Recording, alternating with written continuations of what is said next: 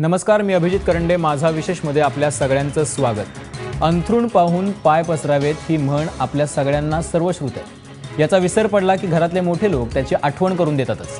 पण व्यवस्था, सरकारला याचा विसर पडला की काय करायचं हा मोठा प्रश्न आहे. कारण महाराष्ट्रावर सध्या किमान 4 लाख कोटींचं भलं मोठं कर्ज आहे. त्या जीएसटीमुळे आपल्या सगळ्या महापालिका परावलंबित होणार आहेत आणि ती व्यवस्था मार्गी लागण्यासाठी आणखी काही अवधी लागेल. दुसरीकडे महामार्गांवरची दारूबंदी सरकारला अडचणीची ठरते आहे, कारण 63% महसूल कमी होण्याची भीती आहे. राज्याला मद्य विक्रीतून वर्षाला 18,000 कोटी रुपये मिळतात. मग आता अशा संकटाच्या काळात पैसा उभा कसा करायचा, कुठून करायचा हा मोठा प्रश्न आहे. म्हणून आता सरकारनं पेट्रोल डिझेलचे दर कमी झाले की सरचार्ज लावायचं धोरण स्वीकारलं. दुसरीकडे रक्ताच्या नात्यातील लोकांना संपत्ती हस्तांतरण अवघ्या 500 रुपयात व्हायचं, त्यावरही आता 3% शुल्क लावलं. मग राज्य आर्थिकदृष्ट्या सलाईनवर असताना फक्त मतपेटीवर डोळा ठेवून स्मारकांच्या म्हणा किंवा मोठमोठ्या प्रकल्पांच्या घोषणांचा पाऊस तरी का पाडला? एकीकडे सामान्यांच्या खिशात हात घालून स्मारकांच्या घोषणांचा थाट का केला हा प्रश्न आहे. आणि चर्चेसाठी आपल्यासोबत आहेत शिवसेनेच्या नेत्या नीलम गोरे, भाजपचे प्रवक्ते विश्वास पाठक, काँग्रेसचे प्रवक्ते सचिन सावंत, स्मारकविरोधी कार्यकर्ते प्राध्यापक मोहन भिडे आणि सामाजिक कार्यकर्ते विवेक वेलणकर. सुरुवातीला पाठक सरांकडे. पाठक सर, असं आहे की आपल्या राज्यामध्ये सगळ्यात जास्त महाग पेट्रोल मिळतं. म्हणजे जवळपास 6 रुपयांनी आपल्याकडे पेट्रोल महाग आहे. 25% पेट्रोलवरती वॅट आहे, प्लस 9 रुपये सरचार्ज, आणि काल सरकारने परत 2 रुपये लावले. आपल्याकडे एवढी तंगी चालू असताना आपण कुठून पैसे उभा करण्याचा प्रयत्न करतोय आणि अशा वेळेला आपण मोठमोठ्या योजनांच्या, प्रकल्पांच्या घोषणा करतोय की जे पूर्णत्वाकडे जातील की नाही हे माहितीच नाहीये. नाही, या घोषणा नाही आहेत, तर काही याच्या मागच्या ठोस भूमिका आहेत. राज्य चालवायचं, देश चालवायचं तर तुम्हाला ऐतिहासिक, सांस्कृतिक हा सगळा वारसा देखील जपणं आवश्यक आहे. प्रत्येक शिवाजी महाराजांच्या स्मारकाची आवश्यकता काय किंवा बाबासाहेब आंबेडकरांच्या स्मारकाची आवश्यकता काय असं कोरिलेट करणं चुकीचं आहे. प्रश्न आवश्यकतेचा नाहीये. म्हणजे तो प्रश्न असा आहे की हा विषय दुसरीकडे घेऊन गेला जाऊ शकतो. प्रश्न आवश्यकतेचा नाहीये. बाबासाहेबांचं स्मारक असेल किंवा छत्रपती शिवाजी महाराजांचं स्मारक असेल, ती आपल्या महाराष्ट्राची अस्मिता नव्हे, देशाची अस्मिता आहे. ती स्मारकं झालीच पाहिजेत. पण तुम्ही ज्या घाईघाईनं ते करण्याचा प्रयत्न केला, भूमिपूजन करून त्याच्या घोषणा केल्या, त्याच्यासाठीच्या निधीची तरतूद नाहीये, आणि दुसरीकडे राज्य तिजोरीत खडखडत आहे, हे तर मान्य आपल्याला. नाही, घाईघाईत कुठेच नाही. गेल्या 10 वर्षापासून शिवाजी महाराजांचं स्मारक व्हावं हे काँग्रेसपासून सुरू आहे. किंवा इंदू मिलचा जो विषय आहे हा वर्षानुवर्ष भिजत घोंगड होतं, हे सोडवणं ही काय आमची चूक आहे का? आता याला जो काही पैसा लागेल त्या पैशाचं नियोजन सरकार करणार आहे, आणि ते करत असताना तो ग्रँड बंद देखील येऊ शकतो, वेगवेगळ्या मॉडेल बंद येऊ शकतो. आज पैसे आणि राज्याची जी तिजोरी आहे ते खडखडाट आहे हे मान्य आहे. आता राज्य चालवत असताना तुम्हाला पैसा हा लागतोच. आज राज्याचा जो एकूण आपला जो बजेट आहे त्या बजेटपैकी पेट्रोलियम प्रोडक्ट्स याच्यावरनं जवळजवळ आपण 45 ते 50% हे व्हॅटच्या माध्यमातून येत असतात. त्यामुळे व्हॅटच्या माध्यमातून पैसा रेस करणं हे वर्षानुवर्ष चालत आलेलं आहे. जेव्हा क्रूड ऑइल पर बॅरल रेट जवळजवळ 130 रुपये होता आणि तो 130 वरून 90 वर आला, तेव्हा पेट्रोलचे रेट हे 50च होते. ते आधीचं सरकार असो किंवा आताचं सरकार असो. त्यामुळे जेव्हा क्रूड ऑइलचे भाव कमी होतात. पाठक सर, तुम्हाला आठवतंय का, म्हणजे काँग्रेस युपीएचं सरकार असताना तुम्ही असं काय 1 रुपयाने भाव वाढला पेट्रोल डिझेलचा की तुम्ही म्हणजे महंगाई डायन खाये जात आहे हे म्हणजे तुम्ही हिट केलं होतं त्या काळामध्ये. आता त्याची आठवण होते का, म्हणजे किमान कधीतरी? नाही, आज जो आपला विषय चालू आहे त्याच्याबद्दल मी आपल्याला सांगू इच्छितो की जेव्हा सरकार तुम्हाला चालवायचं असतं तर पैसा हा लागतोच. आणि जेव्हा तुम्हाला पैसा लागतो तेव्हा काही अनफोर्सिन गोष्टी येतातच. आपण जो मुद्दा मांडला की एक्साईजच्या माध्यमातून जे काही सुप्रीम कोर्टाने निर्देश दिलेले आहेत त्याच्यामधनं अचानक 10-12 हजार कोटीचा फटका बसतोय. आणि आता दारूच्या माध्यमातून पैसे गोळा करायचे की नाही हा नेहमी चर्चेचा विषय असू शकतो. मात्र वर्षानुवर्षे एका प्रकारचा हा जो स्त्रोत होता हा अचानक बंद पडला. तो बंद पडल्यानंतर नवीन स्त्रोत करण्यासाठी तुम्हाला काही गोष्टी ह्या कराव्याच लागतील. त्याच्या माध्यमातून जर पेट्रोलवर सरचार्ज लावला असेल आणि तो लोकहितासाठी असेल, शेतकऱ्यांच्या भल्यासाठी असेल, इन्फ्रास्ट्रक्चरसाठी असेल तर ते आवश्यकच आहे. ठीक आहे. भिडे सर, तुम्हाला पटतंय? नाही पटत आहे. माझं बेसिक असं म्हणणं आहे की 2001 साली आपल्या सरकारवर 1 लाख कोटी कर्ज होतं. ते गेल्या 17 वर्षात 4 लाख कोटीवर गेलंय. व्याज आणि हप्ता दरवर्षी 40,000 कोटी आहे. बरोबर. आपल्या सरकारचं जे बजेट आहे त्यातला 60 ते 70% पैसा हा पगार, ऍडमिनिस्ट्रेशन, मेंटेनन्सवर खर्च होतो. उरतो 30%. त्यातला ऍक्च्युअली योजनांवर खर्च होतो. त्यातला गरिबांपर्यंत किती पोहोचतो हा संशोधनाचा विषय आहे. आपण दुसऱ्या काही गोष्टी पाहिल्यात तर आपल्या महाराष्ट्रामध्ये पाटबंधाऱ्याच्या 85 योजना अपुऱ्या आहेत. त्या 85 योजनावर अजून 1.25 लाख कोटी रुपयाची गरज आहे. अंदाजे 25,000 गावांमध्ये दुष्काळ होता गेले 4 वर्ष. एक पाऊस पडला म्हणून आपण त्याला विसरायचं का?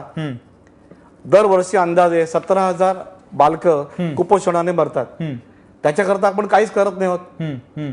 तुम्ही आज शिक्षणाचा स्तर पाहिलात तर 8वी 9वी 10वी मधला मुलगा इंग्लिश बोलू शकत नाही, त्याला गुणाकार भागाकार साधं गणित येत नाही. त्याकरता आपण गणिताचा स्तर दरवर्षी कमी करत आणतोय. हे योग्य आहे का? आज 80% गरिबांची हॉस्पिटलमध्ये जाऊन पैसे भरायची ऐपत आहे का? आणि आज महाराष्ट्रात आपण पाहिलं तर प्रत्येक शहरामध्ये 50% लोक झोपडीत राहतात. त्यांना घर, पाणी, लाईट, गॅस, आरोग्य आणि एज्युकेशन या सुविधा देण्यापेक्षा सरकारने स्मारकं उभारावीत का? प्रायोरिटी चुकली. स्मारकं उभारणं हे सरकारचं कामच नाहीये. कॉन्स्टिट्यूशन मध्ये लिहिलेलं आहे की सरकारने स्मारकं बांधू नयेत, त्यापेक्षा सरकारने हॉस्पिटल बांधावीत, त्याला शिवाजी महाराजांचं नाव द्यावं, बाकी कुठच्याही नेत्याचं नाव द्यावं. स्मारकं म्हणजे पुतळे किंवा स्मारक असे नाही. आणि आपल्या देशाचा किंवा राज्याचा स्मारकं मेंटेन करण्याचा इतिहास आहे का? ठीक आहे. आता एक छोटं उदाहरण देतो तुम्हाला सर. आज 80 लाख लोक रोज रेल्वेने प्रवास करतात. त्यांना रेल्वेमध्ये चढता येत नाही, उभा राहायला जागा नाही, श्वास घ्यायला जागा सोय नाही. असं असताना आपण 1 लाख कोटीची बुलेट ट्रेन ऑर्गनाईज करतो. त्यापेक्षा मुंबई आणि अहमदाबादला 5-5 प्लेन डिव्होटेड ठेवावीत की जी फक्त मुंबई अहमदाबाद प्रवास करतील. तर असे आपण जे दरवर्षी 10,000, 20,000, 50,000, 1 लाख कोटीचे प्रोजेक्ट आणतोय, पैसे कुठून आणणार? पैसे कुठून आणणार हा सगळ्यात मोठा प्रश्न. तुम्हाला एक मजा सांगू का? मी तुमच्याकडे येतो भिडे सर, मी तुमच्याकडे पुन्हा एकदा येतो. आपल्यासोबत नीलमताई गोरे आहेत, शिवसेनेच्या नेत्याची. नीलमताई, कोणाचाच आक्षेप नाहीये, म्हणजे स्मारकं झाली पाहिजेत, आपल्यासाठी ती प्रेरणास्त्रोत आहेत. बाबासाहेब आंबेडकरांनी आपल्या देशाची घटना लिहिली आणि ते घटनाकार आहेत आणि त्यांच्याकडून शिकण्यासारखं बरंच आहे. छत्रपती शिवाजी महाराज तर अवघ्या देशाचं नव्हे जगाचं प्रेरणास्त्रोत आहे. पण हे सगळं करताना शिवाजी महाराजांना तरी पटलं असतं का की आपली जनता, की ज्या पद्धतीची आता अवस्था आहे शेतकऱ्याची, म्हणजे जवळपास 30,000 कोटी रुपये आपल्याला कर्जमाफीसाठी लागणार आहेत, ती आपण योग्य वेळ शोधतो. त्यासाठी सिंचन प्रकल्पासाठी 1.25 लाख कोटीची गरज आहे. 3600 कोटी रुपयाच्या स्मारकासाठी आपण फक्त 125 कोटीची तरतूद केली आहे शिवस्मारकासाठी. 550 कोटीच्या आंबेडकरांच्या स्मारकासाठी आपल्याकडे किती तरतूद झाली हे तुम्हाला सगळ्यात जास्त चांगलं माहिती आहे, कारण त्याच्याबद्दल स्वतः उद्धव ठाकरेही बोलले होते. काय चुकतंय आपलं नेमकं?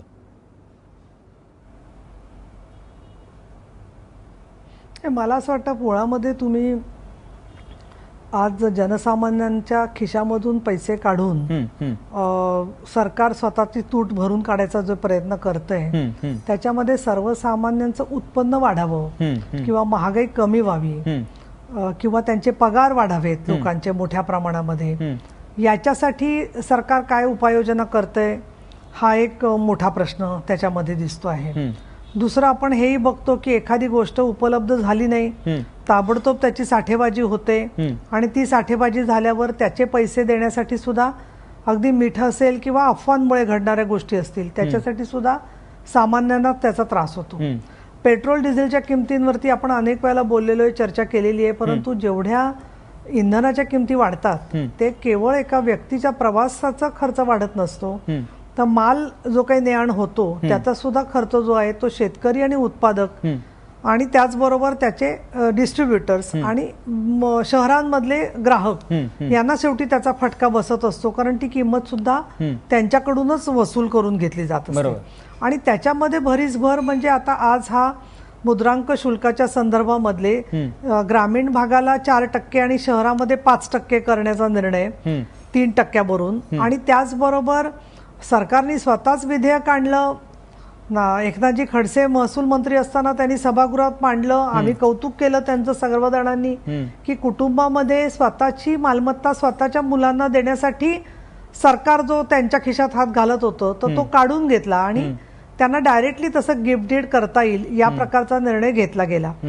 अनेक प्रकारची माणसं असतात, 2 खोल्यांचं असं छोटंसं एखादं पूरग्रस्तांच्या वसाहतीत सुद्धा घर असणारा माणूस असतो, फ्लॅट धारक असतो. ज्यावेळेला माणसं मध्यमवर्गीय घर तयार करतात तेव्हा त्यांचं 40-45च्या सुमाराला ते सुरू करतात तर 50-55 वर्षी कुठेतरी ते घर त्यांचं हप्ते फेडून झालेलं असतं आणि ते ट्रान्सफर करायच्या वेळेला परत आता 2.5 ते 3 लाख रुपयाचा बोजा या सगळ्या ग्राहकांवरती पडू शकतो. मला अभिजित 1-2 मुद्दे याच्यात मांडायला पाहिजेत. म्हणजे मुद्रांक शुल्क या विषयाच्या संदर्भामध्ये ज्यावेळेला मुंबईमध्ये पुण्यामध्ये सगळीकडे या रेडी रेकनरच्या मध्ये बद्दल निर्णय होतात की किती प्रमाणात स्टॅम्प भरायला लागणार, तर आम्ही जेव्हा मुंबईच्या बैठकीला होतो त्याला अजय चौधरी, त्या सुनील शिंदे, अमीन पटेल असे काही आमदार त्या बैठकीला आम्ही होतो. आणि त्या बैठकीमध्ये आम्ही सारखं सांगत होतो की नोटबंदी नंतर, आणि ते त्यांनी मान्य केलं की आम्ही विचारलं की नोंदणी करण्याच्या मध्ये प्रमाण किती कमी झालं किंवा वाढलं, तेव्हा त्यांनी सांगितलं नोंदणी करण्याचं प्रमाण कमी झालंय घरांचं, कारण तेवढ्या प्रमाणात वास्तूंचे व्यवहार होत नाहीयेत. मग आम्ही त्यांना म्हटलं की तुम्ही मग अशा वेळेला रेडी रेकनरचा रेट का वाढवताय, कारण तो वाढवल्यामुळे रेट आता तर जर का बाजारामध्ये तेवढा उठावच नाहीये, तर तुम्हाला तांत्रिक दृष्ट्या आम्ही असं लेखी पत्र दिलं, आम्ही नोट्स घ्यायला लावल्या की तुम्ही फक्त तांत्रिक दृष्ट्या दाखवण्यासाठी की एक टेक्निकली, कारण कमी करता येत नाही म्हणून बऱ्याच वेळेला तसं तर कमी करता आला पाहिजे, तर तुम्ही फक्त 0.01 दाखवा इन्क्रीज, तर त्याच्याऐवजी रेडी रेकनर तर वाढवलाच परत तरी सुद्धा मुंबई पुणे सगळ्या शहरांमध्ये. दुसरा भयंकर प्रकार असा आहे की एकाच याच्यामध्ये मोठा टॉवर आला म्हणून त्या भागामध्ये रेडी रेकनरचा रेट वाढतो, पण शेजारचं घर जे आहे तिथे चाळीची पुनर्बांधणी झाली असेल तर त्यांना सुद्धा तोच रेडी रेकनरचा रेट लावला जातो. म्हणजे सरकारचं धोरण, त्याच्यामुळे प्रश्न सगळा असा झालेला आहे की तुम्ही ग्राहकांचं किती तुम्ही बोजा टाकणार आहात, आणि सरकारने हे विधेयकाच्या बद्दल पुनर्विचार केला पाहिजे. त्याच्यावर आज आमच्या पक्षाने स्पष्ट भूमिका घेतलेली आहे, आणि कॅबिनेटचं ब्रीफिंग मुख्यमंत्र्यांनी केलं पाहिजे. का ते बोलत नाहीत मला कळत नाही.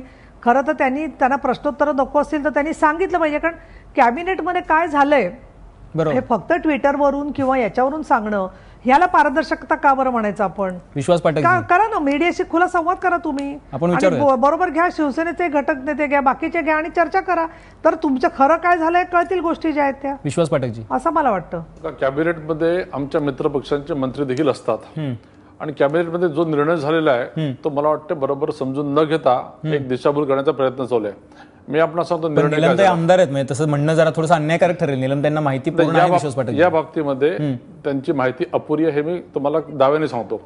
कसं त्यांना अति आत्मविश्वास आहे, त्यांना असं वाटतं त्यांना बौद्धिक अहंकार आहे खूप पाठकांना. बोला पाठकजी, बोला. मला अजिबात नाही, मला तुमच्याबद्दल आदर आहे, तुम्ही असं समजू नका, पण या बाबतीमध्ये मी तुम्हाला करेक्ट करू इच्छितो, आणि आपली चूक असेल तर मानण्यामध्ये त्यात चुकीचं काहीच नाहीये. बघा, सर्वप्रथम माननीय एकनाथजी खडसेंनी तेव्हा खरं काय सांगा मला, मी तेच सांगतो ना, ऐकून घ्या फक्त. तेव्हा जेव्हा ब्लड रिलेशनशिप मधले ट्रान्सफर्स व्हायचे तेव्हा आपल्याकडे 2% ही स्टॅम्प ड्युटी असायची. त्यांनी तेव्हा ज्या मेजॉरिटी ऑफ द ट्रान्झॅक्शन ज्या ब्लड रिलेशनशिप मध्ये होतात त्या पित्याकडून मुलाकडे किंवा नातवाकडे किंवा विधवा सुनेच्या माध्यमातून ज्या होतात अशा सर्व ट्रान्झॅक्शनला त्यांनी तो 2%चं शून्य करून 200 रुपयाच्या स्टॅम्प पेपरवर त्यांनी ते करण्याचं बंधन केलं. 500 रुपये देखील नाही, आपली माहिती देखील चुकीची आहे. 200 रुपयाचं त्यांनी बंधन केलं. त्याच्या व्यतिरिक्त जेवढे ब्लड रिलेशनशिपमध्ये ट्रान्झॅक्शन होत्या त्याच्यावर 2% हे कंटिन्यू केले. आता ते जे 2% आहे, तर हा जो 200 रुपयाचा जो कन्सेप्ट आहे आणि पिता टू मुलगा आणि नातू आणि विधवा सून याचा जो 200 रुपयाचा कन्सेप्ट आहे तो तसाच आहे, तो अबाधित आहे, त्याला बिलकुल हात लावलेला नाही आहे. मात्र इतर जे ट्रान्झॅक्शन आहे ब्लड रिलेशनशिपचे, ज्याला आपण हॉरिझॉन्टल ट्रान्झॅक्शन म्हणू, या सगळ्या 2%वर 3%वर केलेला आहे.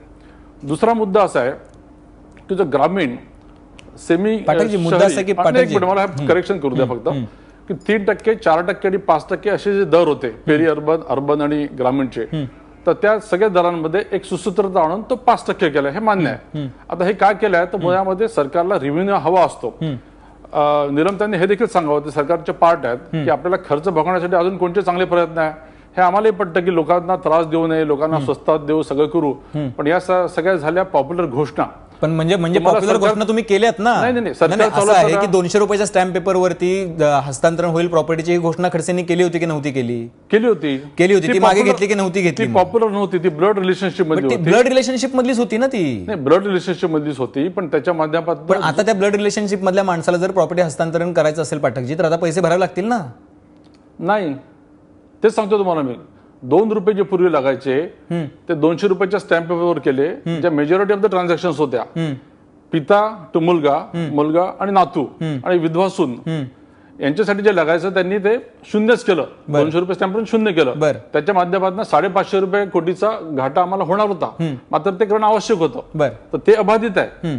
मात्र जे 3%, 4% आणि 5% होतं, तर 3चं 4% केलं, 4चं 5% केलं. ठीक आहे. मला एक गोष्ट सांगा, आता असं आहे की आपल्याकडे 6 रुपयांनी पेट्रोल सगळ्यात महाग आहे, ती तर गोष्ट बरोबर आहे. हो. मग त्यात हा मी येतो निलमताई, तुमच्याकडे येतो मी एका सेकंदात येतो. नाही अभिजित हा एक मुद्दा, माझा पॉइंट ऑफ ऑर्डर आहे. माझा पॉइंट ऑफ ऑर्डर असा आहे याच्यामध्ये की जो शब्द म्हणता येते की ब्लड रिलेशन बाकीचे जे होते त्याच्यात मुलगा विधवा सून यांना आपण त्या संदर्भात आहे तसं ठेवलं. समजा मी ते मान्य करते, आहे तसं ठेवलं असेल, उत्तम गोष्ट आहे. ते आता आज सकाळी म्हणजे शिवसेनेने भूमिका घेतल्यानंतर आता हे स्पष्टीकरण संध्याकाळच्या वेळेला यांनी भारतीय जनता पक्षाकडून आलेलं आहे. अजूनही मुख्यमंत्री कार्यालयाकडून आलेलं नाही. एक भाग. दुसरं मला असं विचारायचं आहे की इतर जी ब्लड रिलेशन म्हणजे कुठली ब्लड रिलेशन असतात, मुलीला जो फ्लॅट देणार तुम्ही किंवा मुलीला जो देणार त्याच्यावरती तुम्ही अधिभार लावला, यात तुम्हाला पुरुष प्रधानता दिसत नाही का? त्याच्यामध्ये एका बाजूला सरकारचा कायदा आहे, हिंदू सक्सेशन ऍक्ट झालेला आहे, त्याच्यात मुलगी देखील आली, मुलगी देखील आली त्याच्यामध्ये, आणि तिला संपत्तीत ताई मी काय म्हणतो व्हर्टिकल त्याच्यात मुलगी देखील आलेली आहे. मग कुठल्या याला तुम्ही अधिभार लावला त्याच्यामध्ये? नाही, मग प्रश्न असा आहे की आहे तसं लावलं तुम्ही या संदर्भामध्ये, ते आहे तसं राहिलेलं आहे, आणि तुम्ही असं म्हणताय की जे विधेयक येईल आता सभागृहामध्ये त्याच्यामध्ये कुटुंबांतर्गत हस्तांतरणासाठी जैसे थे परिस्थिती राहील, कुठलाही अधिभार लागणार नाही असं तुम्ही इथे ग्वाही देत असाल तर आम्ही ते मान्य करतो. आम्हाला तेच पाहिजे, आमचा तोच तर मतभेदाचा मुद्दा आहे.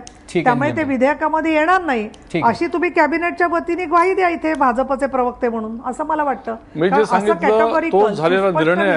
आतापर्यंत सरकारकडून आलेलं नाही. मी जे सांगितलं तोच झालेला निर्णय आहे, मात्र याची कुठेतरी दिशाभूल करून रस्त्यावर कुठेतरी घोषणाबाजी करायच्या आणि मग आम्ही आवाज केला म्हणून करेक्शन केलं. मला वाटतं हे फार चीप असं राजकारण आहे. ठीक आहे, तुम्ही म्हणताय, पण आपल्यासोबत आता चंद्रकांतदादा पाटील आहेत. निलमताई मी येतो तुमच्याकडे. चंद्रकांतदादा पाटील, मुद्दा असा आहे की मतपेटीवर डोळा ठेवून स्मारकांच्या घोषणा केल्या जातात, दुसरीकडे शेतकऱ्यांचा प्रश्न गंभीर आहे, सिंचनाचे प्रकल्प अजूनही पूर्ण होत नाहीयेत, आणि अशा वेळेला त्याच वेळेला आपल्याकडे तिजोरीत खडखडाट असताना सामान्य लोकांच्या खिशात हात घातला जातोय कायम. म्हणजे आता 9 रुपये सरचार्ज होता कालपर्यंत, आणि काल परत एकदा पेट्रोल डिझेलचे रेट कमी झाल्यानंतर परत पेट्रोलवरती 2 रुपये सरचार्ज लावण्यात आला. आपल्याकडे पूर्ण तयारी नाहीये, खडखडाट आहे, त्यास तरीही आपण अशा लोकप्रिय घोषणा करून लोकांची दिशाभूल करतोय का? नाही, मुद्रांक शुल्कापुरतं बोलूया. लोकप्रिय घोषणावर आम्ही काही करत नाही, सगळ्याच पूर्ण करतो आम्ही, काही काळजी करू नका. मुद्रांक शुल्काच्या बाबतीमध्ये ताई आता जे बोलले ते मी ऐकलं. 2 वर्षापूर्वी घेतलेल्या निर्णयामध्ये कुठलाही बदल झालेला नाही हे ताईंनाही आणि तुमच्या आता चर्चेत आलेल्या सगळ्यांनाही तुमच्या माध्यमातून महाराष्ट्राच्या सगळ्या जनतेला मी सांगू इच्छितो की जो निर्णय 2 वर्षापूर्वी आपण घेतला की त्यात 500 कोटीचा महसूल आपण मोजली, तो निर्णय तसाच आहे. वडिलांनी मुलाला, आजोबांनी नातवाला, आईने मुलाला, आईने मुलीला, असं त्याला डायरेक्ट ब्लड रिलेशन म्हणतात. त्या ब्लड रिलेशन मध्ये कुठलाही व्यवहार प्रामुख्याने शेत जमिनीचा आणि घराचा होणार असेल तर त्याला पूर्वी 2% लागायचे, ते फक्त 200 रुपयाच्या स्टॅम्प पेपर होईल. त्यातून 500 कोटीचा महसूल आपण घालवला, पण तो खूप विचारपूर्वक आपण निर्णय घेतला.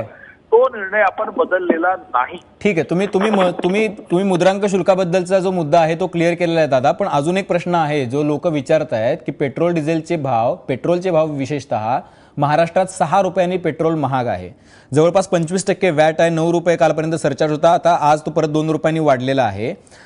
ही लोकांच्या खिशात हात का घालतोय आपण? लोकांना खरं तर पेट्रोल जर स्वस्त मिळत असेल तर ते मिळू द्यायला पाहिजे ना. आपण लोकांच्या खिशातून हात घालून इनडायरेक्ट टॅक्सेस वाढवून आणि तो पैसा आपण उभा करू इच्छितोय. आपल्याकडे जर पैसे नव्हते तर आपण इतक्या लोकप्रिय घोषणा कशाला केल्या?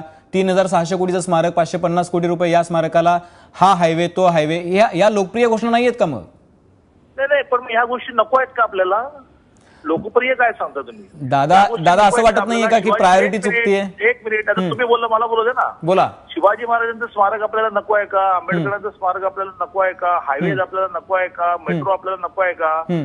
या सगळ्या विषयामध्ये आज महाराष्ट्रामध्ये याच्यापेक्षा जास्त रेव्हेन्यू कलेक्ट करण्याची काही गोष्ट उरली नाही, म्हणून आपण मोठ्या प्रमाणावर 40 वर्षाची 40 वर्षांनी परत केली ते चालतील, अगदीच नॉमिनल रेटची लोन्स वगैरे सगळं मिळवतो, सगळे मार्ग अवलंबतोय. त्याच्यामध्ये पेट्रोल डिझेल सारखी गोष्ट जी जागतिक बाजारपेठेमधल्या रेटच्या अप्स अँड डाऊनमुळे ते स्वस्त मिळायला लागलं, त्याच्यामध्ये थोडासा सरचार्ज आपण लावला तर तो पैसा कोणी लक्झरीसाठी खर्च करणार नाही ना, शेतकऱ्यांवर खर्च करतोय, मागेल त्याला शेतकऱ्याला देण्याचा प्रयत्न सुरू आहे. म्हणजे ते पैसे उभे करायचे नाहीत आणि मग त्या गोष्टी करायच्या नाहीत असं आपल्याला म्हणायचंय का?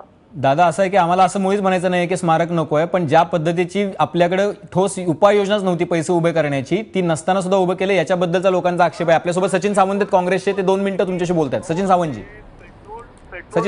किती पैसे गोळा होणार आहेत की ज्यामुळे सगळे विषय मार्गी लागणार आहेत? नाही, पहिली गोष्ट एक लक्षात घ्या, हेच भारतीय जनता पक्षाचे नेते होते जे बहुत हुई महंगाई की मार, अब की बार मोदी सरकार अशा तऱ्हेच्या घोषणा देत होते. ज्या तऱ्हेनं भारतीय जनता पक्षानं त्यावेळेला भूमिका घेतली होती विरोधी पक्षात असताना, ज्या वेळेला क्रूड ऑइल जवळपास $140-150 भावामध्ये असताना जराही पेट्रोलची डिझेलची भर वाढेल ते भारत बंद 2-2दा केला या लोकांनी, हे लक्षात घ्या. ही त्यांची पार्श्वभूमी आहे. आता विषय हे लक्षात घ्या की आज जवळपास 1/3 दरावरती क्रूड ऑइल आहे, म्हणजे $50 त्या ठिकाणी क्रूड ऑइल आहे, परंतु 2.5 पटीनं जास्त त्या ठिकाणी आपल्याला हे सगळे टॅक्सेस लावले गेलेले आहेत. आजचा भाव जर घेतला तर 19 ते 20 रुपयाला आपल्याला पेट्रोल डिझेल पडलं पाहिजे, परंतु आज काय परिस्थिती आहे, जवळपास 70-75 रुपयाला आपण त्या ठिकाणी पडतात. मुंबई सारख्या शहरामध्ये देशामध्ये सगळ्यात जास्त महाग पेट्रोल मिळत आहे, ही पहिली वस्तुस्थिती आहे, लक्षात घेतली पाहिजे. या सरकारनं काय केलं, म्हणजे मोदी सरकारने लूट तर केलेलीच आहे ह्याच्यामध्ये, संपूर्ण ज्या इनडायरेक्ट टॅक्सेस जे वाढवले आहेत, पेट्रोल डिझेलवरती भार वाढवलेला आहे, जो सामान्य माणसाचा हक्क होता, सामान्य माणसाला त्याचा लाभ मिळायला पाहिजे होता, तो काढून घेतलेला आहे आणि त्या ठिकाणी स्वतःच्या तिजोऱ्या भरतात, हे तर चालूच आहे. परंतु राज्यानं काय केलं की या 2015ला त्यांनी दुष्काळी कर लावला. हे लक्षात घ्या, हा जो 11% झालाय त्याच्या आधी 6% हा दुष्काळ कर आहे. बरोबर, दुष्काळ जाहीर देखील केला नाही आणि दुष्काळाचा कर लावला. त्या 6%वरती आता तो दुष्काळात झाला गेला, आता पाऊस पडलेला आहे तरी देखील तो चालूच आहे. त्याच्यानंतर आता एप्रिल महिन्यामध्ये 3 रुपये वाढवलेले आहेत. पहिली गोष्ट लक्षात घ्या, त्या ठिकाणी 3% परत वाढवली, 9% झाला आणि आता हे 2% परत वाढ केली, म्हणजे आता 11%, 26%वरती 11% त्या ठिकाणी अधिभार लावलेला आहे. विषय असा आहे की तुम्ही एक लक्षात घेतलं पाहिजे की हा 2 रुपयाचा कमी झाला म्हणून तो वाढवला अशा तऱ्हेचा होणार नाही. केंद्र सरकारनं त्या ठिकाणी भूमिका घेतलेली आहे की दररोज त्या ठिकाणी फ्लक्च्युएशन येऊ शकतात. बरोबर, म्हणजे आज 2 रुपये वाढवले, उद्या 1.25 रुपये कमी होऊ शकतो किंवा वाढू शकतो, हे लक्षात घेतलं पाहिजे. परंतु हा जो टॅक्स वाढवलेला आहे हा परमनंट आहे, जशा तऱ्हेनं 11% वाढला परमनंट वाढवलेला आहे. त्यामुळे या सगळ्या परिस्थितीमध्ये जर तुम्ही एकच मुद्दा मी घेईन की कॅगनं आत्ताच त्या ठिकाणी भूमिका घेतली. कॅगनं आता आर्थिक सर्वेक्षणाच्या वेळेला आता कॅगचा अहवाल जो आला त्यामध्ये सांगितलंय की आर्थिक पूर्णपणे त्या ठिकाणी धुळदाण या सरकारने उडवलेली आहे. म्हणजे आपण उत्तर घेऊया सचिन सावंत. त्या ठिकाणी वाचलत चंद्रकांत दादा तुम्ही ऐकलं हे पूर्ण दुष्काळ कर जो आहे तो गेल्या वर्षी लावलेला आहे, तो अजूनही हटवलेला नाहीये. मी येतो अभिजित एक शब्द उचलू इकडे. दादा बोला. दादा अभिजित एक शब्द संपवतो मी, एकच शब्द संपवतो. पेट्रोल डिझेलवर थोडा जास्त भाव आपण जो लावला त्याच्यामधलं लॉजिक हेच आहे की शेवटी ज्यावेळेला जागतिक मार्केट खूप वर होतं त्यावेळेला 70 आणि 80 रुपयाने पेट्रोल डिझेल आपण घेतच होतो.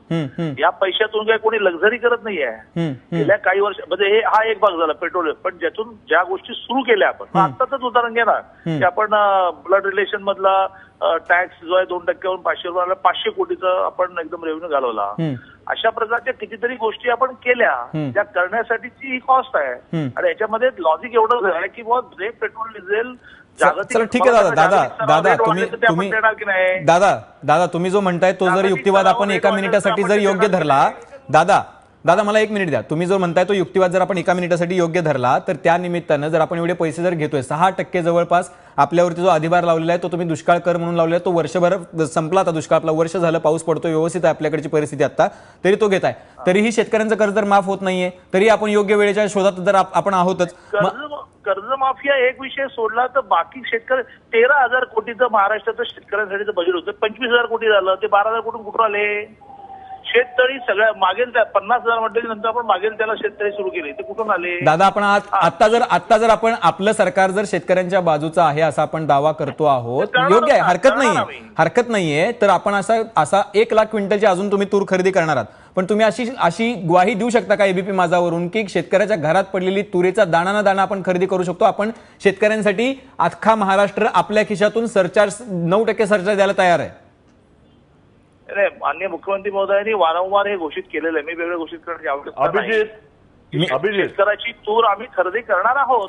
पण- आणि त्यासाठी सारखं 4 वेळा आतापर्यंत काँग्रेस गव्हर्नमेंटने 3 लाख क्विंटल मॅक्झिमम अभिजित. खरेदी केली होती. एव्हाना 50 लाख क्विंटल झाली. ठीक आहे, आणि ठीक आहे. 4 वेळा एक्सटेन्शन घेण्यासाठी स्वतः मुख्यमंत्री दिल्लीमध्ये गेले. ठीक आहे, दोन सेकंद दादा. शेतकऱ्याच्या पाठीशी सरकार पूर्णपणे उभं आहे. शेतकऱ्याच्या एक लक्षात पाठीशी घ्या. उभं आहे सरकार. ठीक आहे, सचिन सावंतजी मी येतो नाही, तुमच्याकडे. अभिजित. नीलमताईंना बोलायचं. अभिजित. सचिन सावंतजी मी येतो तुमच्याकडे.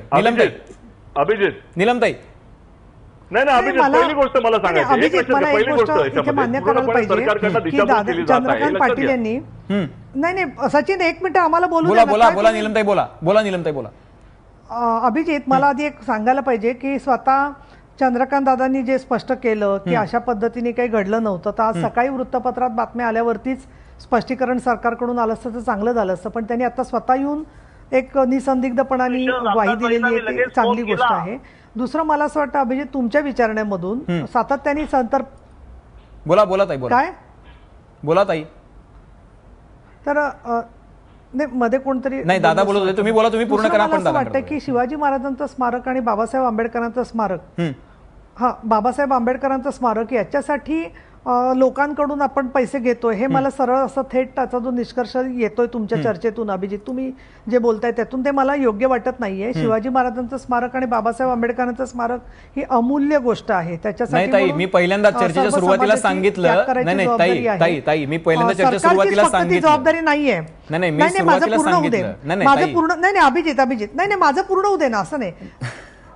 ताई, मी सुरुवातीला सांगितलं की असं नाहीये. आज लाखो लोक पाहतायत एबीपी माझा, आणि स्मारकांना विरोध प्रश्नच नाही उद्भवते. मला फक्त इथे असं सांगावं वाटतं की स्मारकांसाठी काही इन्व्हेस्टमेंट अजून येत असेल वेगवेगळ्या ठिकाणून, तर तो प्रयत्न होऊ शकतो. त्याच्याबद्दलचे मार्ग जे आहेत ते, अर्थात खूप तज्ज्ञ लोक सरकारमध्ये बसलेली आहेत, पण मला त्याच्यात आम्ही आता अनेक ठिकाणी पाहतो की आता उदाहरणार्थ पूर्व आपला किनारा विकसित करण्याचा विषय असेल, अशा विषयांमधून इन्व्हेस्टमेंट येऊ शकते या शहरामध्ये जी आहे ती. त्याच्यामुळे सर्वांगीण विकास होऊ शकतो या संदर्भामध्ये. एक आणि दुसरं मला मात्र असं वाटतं यामध्ये की लोकांच्या वरचा अधिभारासाठी काय मार्ग काढता येईल कमी करण्यासाठी, हे सगळ्यांची जबाबदारी आहे आणि आमचं त्याला सहकार्य असणार आहे. फक्त प्रश्न कुठे येतोय की कॅबिनेटचं ब्रीफिंग स्वतः दादांनी किंवा सीएमनी केलं असतं तर गोंधळच माजला नसता ना. आम्ही कसं ट्विस्ट करणार? विश्वास पाठक जे बोलतायत ना की आम्ही सगळं वर्तमानपत्रात आम्ही बातम्या छापल्या का? ठीक आहे, त्याच्यामुळे आमच्याबद्दल गैरसमज उगाच. दादा ब्रीफिंग का करत नाही असं विचारतात नीलमताई. दादा ब्रीफिंग का करत नाहीत? तुम्ही ज्येष्ठ मंत्री आहात, तुम्ही किंवा मुख्यमंत्री प्रेस ब्रीफिंग का करत नाहीत असं विचारतायत, म्हणजे कन्फ्युजन राहणार नाही. नाही, ठीक आहे. मंत्रिमंडळाच्या बैठकीनंतर आपला जो प्रसिद्धी विभाग आहे त्याच्यातून व्यवस्थित डिटेल नोट दिली जाते. समजा नोट मधून काही गोष्टी अस्पष्ट राहत असतील तर त्यावेळेला ब्रिफिंग असतं. आता परवा आपण एक मोठा निर्णय केला तलाठी साजे वाढवण्याचा, आणि एकूण आता 4000 तलाठी आणि सरकार, त्याचं आपण ब्रिफिंग केलं. त्यामुळे एखादं ब्रिफिंग करायला पाहिजे असं वाटलं तर करू. सूचना मला मान्य आहे की यापुढे असे कन्फ्युजन क्रिएट करणाऱ्या विषयामध्ये कोणीतरी मंत्रिमंडळातला एखादा मंत्री ब्रीफिंग करेल. ठीक आहे दादा, शेवटचं तुम्ही आता म्हणालात की आम्ही व्यवस्थितपणे हे दिलेलं होतं, नोट दिलेली होती प्रसिद्धी विभागाकडून, पण ती प्रसिद्धी विभागाची नोट आता माझ्याकडे आहे आणि त्याच्यामध्ये शेवटच्या पॅरामध्ये असं लिहिलंय, अनुच्छेद 34 मध्ये बक्षीसपत्रक कंसात गिफ्ट या संबंधीच्या दस्त नोंदणीबाबत मालमत्ता दात्याच्या पती, पत्नी, भाऊ किंवा बहीण असलेल्या कुटुंब सदस्याला किंवा दात्याच्या वंश परंपरागत पूर्वजाला किंवा वंशजाला मालमत्ता दान केली असेल तर अशा मालमत्तेच्या बाजार मूल्याच्या 3% दराने मुद्रांक शुल्क आकारण्यात येईल. प्रसिद्धी विभाग. मी आता मला असं वाटतं की मी व्यवस्थित क्लॅरिफिकेशन दिलं आहे. ब्लड रिलेशन मधला जो निर्णय 2 वर्षापूर्वी केला तो काय माहिती. ठीक आहे दादा तुम्ही आमच्यासोबत राहा. आपल्यासोबत विवेक वेलणकरजी, मुद्दा असा आहे की आता दादांनी मुद्रांक शुल्काचं तर पूर्णपणे क्लॅरिफिकेशन दिलेलं आहे, पण पेट्रोलवरचा अधिभार जो आहे तो दिवसेंदिवस वाढतोय. म्हणजे जितकं क्रूड ऑइलचे रेट नाही तितकं आपल्याकडे अधिभार आता वाढायला लागला. असं वाढेल की काय असं वाटू लागलंय?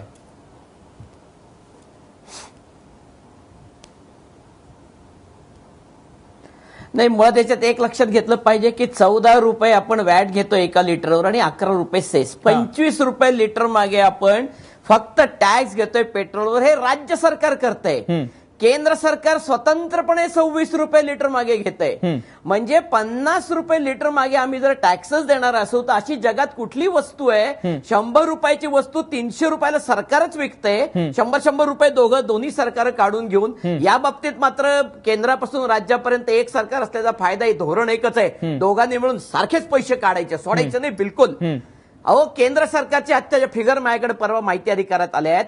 13-14ला जेव्हा रेट $120-125 क्रूड ऑइलचे होते, तेव्हा 53,000 कोटी रुपये केंद्र सरकारला टॅक्स मिळत होता या पेट्रोल डिझेलमधनं.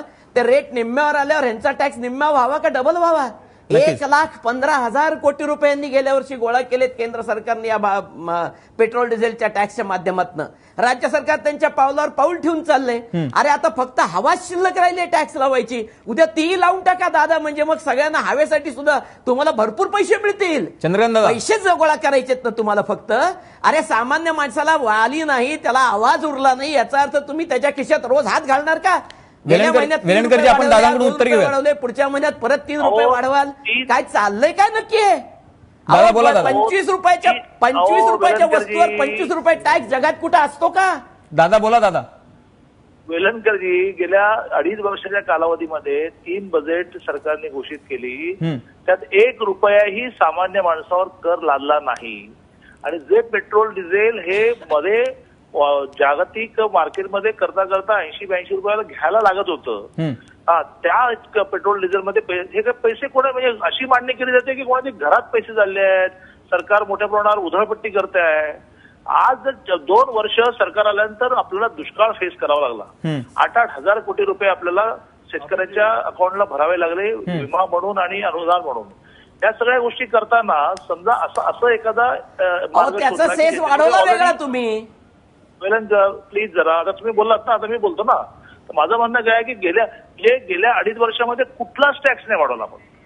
मग तो वॅट नाही, कुठलाच टॅक्स नाही वाढवला. आणि हा एक जो आहे की ज्याच्यामध्ये ऑलरेडी सर्वसामान्य माणसाला जागतिक मार्केटमध्ये रेट पडले तेव्हा तो रेट द्यावा लागत होता, ते पैसे आपण वाढवले आणि त्याच्या अगेन्स्ट 100 गोष्टी करतो ना आपण. ठीक आहे. मोहन भिडे आहेत आपल्यासोबत. दादा, मोहन भिडेंना काही प्रश्न विचारायचा. मोहन भिडेजी.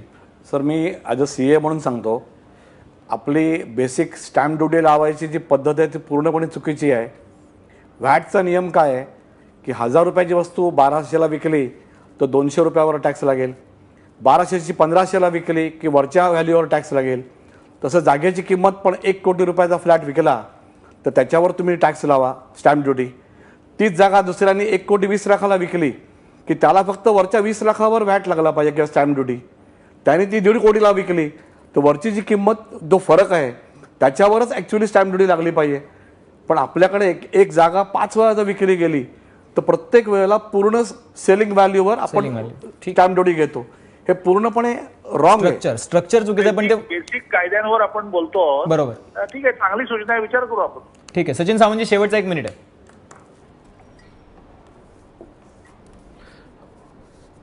नाही अभिजित, मला तर फार वेळ दिलाच नाही तुम्ही. पहिली गोष्ट एक लक्षात घ्या की सरकारकडनं सातत्यानं दिशाभूल केली जाते. विविध मुद्द्यांवरती आपण याच्यावर बोलू शकतो की कशा तऱ्हेनं आर्थिक नियोजन यांचं कोसळलेलं आहे.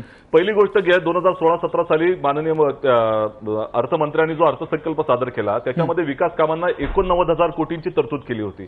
आणि आता हे जेव्हा आर्थिक वर्ष संपलं त्यावेळेला त्याच्या 50% देखील खर्च केला नाही. त्यामुळे तुम्ही विकास कामांना देखील खर्च तुम्ही त्याकडे दाबून ठेवता आहात, त्याच्यावरती खर्च करत नाही आहात, ही वस्तुस्थिती आहे.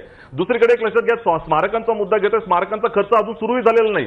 म्हणजे ज्या तऱ्हेनं नरेंद्र मोदींनी त्या ठिकाणी वल्लभभाई पटेलांचं स्मारक अजून 12% देखील पूर्ण झालेलं नाही. खर्चाच्या संदर्भामध्ये फार गोष्टी त्या ठिकाणी केल्या जातात.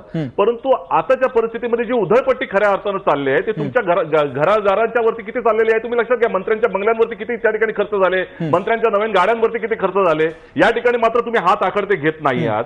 परंतु सामान्य माणसाला आज कराच्या बोजाखाली त्या ठिकाणी दाबून टाकलेलं आहे. या देशामध्ये रोजगार वाढत नाही, लक्षात घेतलं पाहिजे. आज रोजगाराची त्या ठिकाणी संख्या कमी होते दिवसेंदिवस. महाराष्ट्रामध्ये बेरोजगारी वाढते, लोकांचा आर्थिक स्तर वाढत नाहीये, ही सत्य परिस्थिती आहे. शेतकऱ्यांचं हे म्हणतात 5% देखील शेतकरी पूर्ण झालेले नाहीत. हा आताचाच रिपोर्ट आलेला आहे. एकंदर मोठी आकडेवारी खुलवून सांगायची, परंतु खऱ्या अर्थानं त्या ठिकाणी सामान्य माणसाला दाबून टाकण्याचं काम चाललेलं आहे. म्हणूनच महागाईचं थैमान या ठिकाणी सरकार पुरस्कृत चाललेलं आहे. अशा तऱ्हेचं आमचं मत आहे, आम्ही त्याचा निषेध करतो. ठीक आहे.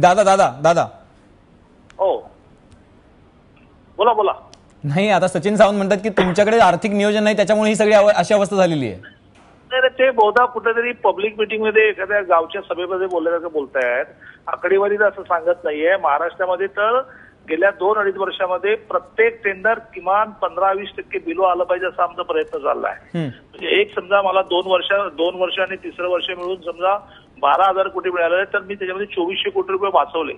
असं सगळ्या बाजूने कसे पैसे वाचतील, कसा नीट खर्च होईल असाच प्रयत्न झालेला आहे. त्यामुळे ते आकडेवारी म्हणजे एखाद्या सभेत बोलण्यासारखं बोलण्याच्या ऐवजी जरा आकडेवारी जर नीट मांडली आपण तर अधिक गोष्टी स्पष्ट होतील. ठीक आहे, ठीक आहे. असं आहे की म्हणजे सामान्यांच्या खिशात हात घातलेला आहे, तोही हात आम्ही योग्य पद्धतीने घातलाय असा दावा खरं तर चंद्रकांतदादा पाटलांनी केलाय. पण कदाचित म्हणजे सुराज्य छत्रपती का आशीर्वाद चलो चले मोदी के साथ अशी घोषणा देऊन भाजपचं सरकार खरं तर सत्तेत आलेलं होतं. तर ते सुराज्य लोकांना बघायला मिळतंय का, हा खरा प्रश्न आहे. आणि ते सुराज्य जर बघायला मिळत नसेल तर लोक जो घ्यायचा तो निर्णय पुढच्या वेळेला नक्की घेतील. आपल्या सगळ्या मान्यवरांनी चर्चेसाठी वेळ दिला त्याबद्दल धन्यवाद. तुम्ही पाहत राहा एबीपी माझा.